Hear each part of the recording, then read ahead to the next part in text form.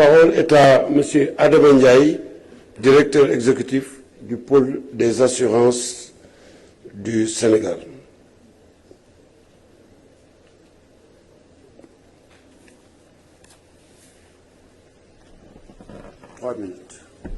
Merci beaucoup.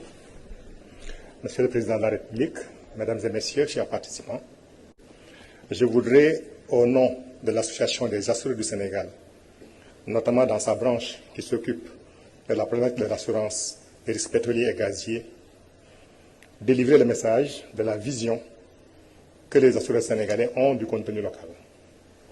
Cette vision n'a pas démarré avec le pétrole. Elle a démarré plus spécialement sous l'impulsion de la CNUSED après la conférence de Santiago du Chili de 1972, conférence au cours de laquelle cette organisation s'étant rendue compte de la faiblesse de nos industries, a voulu ménager des couloirs pour permettre de développer une industrie locale de l'assurance. Elle a été consacrée par la loi de 1983 sur les importations, mais également sur l'assurance locale des navires. Elle a été renforcée par l'État du Sénégal par la loi de 1988 qui a mis en place une compagnie nationale de réassurance. Elle a été consacrée également par la loi de 2002 sur l'obligation d'assurance pollution des navires transporteurs de carburant. Enfin, sur le plan communautaire, après que les États eurent mis en place une organisation qui s'appelle l'ACIMA, des mesures de protection telles que l'obligation de domiciliation locale des assurances ont été prises. Et tout cela contribue à donner un contenu local à l'industrie sénégalaise et sous-régionale.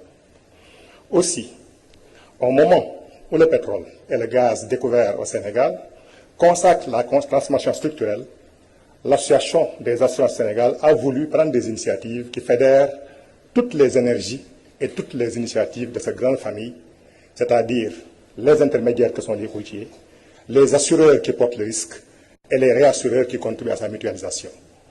Et à cet effet, un pool a été mis en place qui regroupe toutes les compagnies d'assurance du Sénégal. Et dans le cadre de ce pool, la démarche unitaire a été privilégiée pour justement ne pas faire les erreurs qui ont été répétées sur d'autres marchés, où après 40 ans, on s'est rendu compte que le pétrole aura profité beaucoup plus aux autres en ne laissant sur les marchés nationaux que la portion congrue.